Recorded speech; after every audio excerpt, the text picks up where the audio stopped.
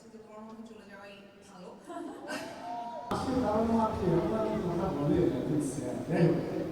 So আপনারা বুঝতে পারছেন the next category is best actor male.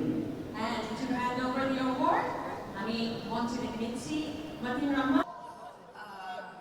আসলে আমার পুরো টিম, গুটি টিম এত বেশি কষ্ট করেছে এই কাজটার জন্য, যারা দেখেছে তারা বলতে পারবে যে সেইখানে আসলে এই অ্যাওয়ার্ডটা আমার না, এটা পুরো টিমের অ্যাওয়ার্ড। এবং স্পেশালি আমি থ্যাঙ্কস দিতে চাই আমার ডিরেক্টর শঙ্কুকে আর আমার পুরো টিমকে। আসলে পুরো টিমের প্রত্যেকটা মানুষ, প্রোডাকশন বয় থেকে প্রডিউসার, প্রত্যেকটা মানুষ আসলে এত বেশি কষ্ট করেছি আমরা এই কাজটার জন্য। এইটাতে যদি আসলে আমি এই স্বীকৃতি না পেতাম আজকে, আমার জন্য এটা খুবই লজ্জার হতো। আমার ধারণা যে সবার জন্যই লজ্জার হতো। তো সেই লজ্জা থেকে বাঁচানোর জন্য থ্যাংক ইউ।